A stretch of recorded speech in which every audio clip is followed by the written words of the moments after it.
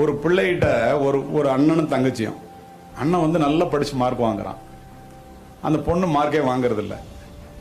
உன் அண்ணன் மாதிரி இல்லையே அண்ணன் மாதிரி இல்லையே அப்படின்னு சொல்லியே அந்த பெண்ணினுடைய மனதிலே ஒரு பெரிய தாழ்வு மனப்பான்மை உண்டாயிடுச்சு.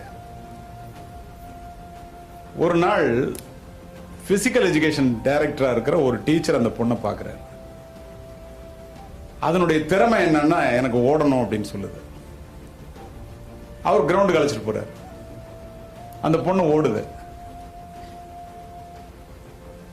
ஓடுறத பார்த்தோன்னா அந்த டைமிங்ஸை பார்த்தோன்னா எல்லாம் அதிர்ந்து போறாங்க. ஆசிய போட்டியில தங்கம் வாங்குது.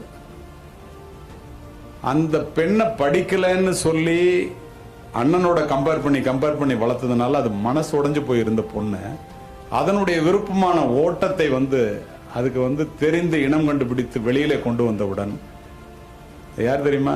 ஓட்டப்பந்தயத்திலே சாதனை படித்த பிடி உஷா. இப்ப என்ன தெரியுது? ஒவ்வொரு பிள்ளைகிட்ட ஒரு திறமை இருக்கும், ஒரு தைரியம் இருக்கும், ஒண்ணு இருக்கும்.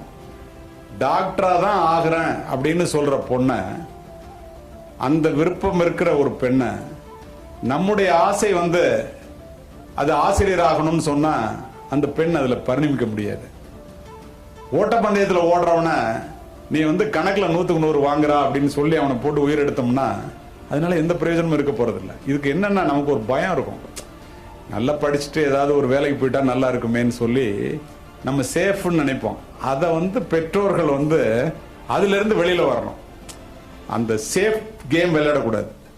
அதுக்கு நம்ம மைண்டை மாத்திக்கணும். unless you change your mind you cannot accomplish great things. அதுதான் காரணம். இப்ப என்ன காவல்துறை அதிகாரி ஆகணும்னு என்ன அதுக்கு நீ ஒத்து வர மாட்டே அப்படின்னு சொல்லிட்டு என்ன டாக்டர் ஆயிடணும் அப்படின்னு சொன்னாக்க நான் என்ன பண்ணிருப்பேன், எத்தனை பேர் பொழைச்சிருப்பான்னு தெரியாது எனக்கு. அதே மாதிரி என்னுடைய பிள்ளைகள் யாரும் காவல்துறை அதிகாரி ஆகணும்னு நினைக்கல. அவங்களாம் உயிரை காக்கிற தொழிலுக்கு தான் போனாங்க. எங்க வீட்டில் 4 டாக்டர், எல்லாரும் டாக்டர்ஸ். அதனால அவங்க சக்சஸ்ஃபுல்லா இருக்கிறாங்க. இது என்னுடைய அனுபவத்தில் கிடைத்த உண்மை.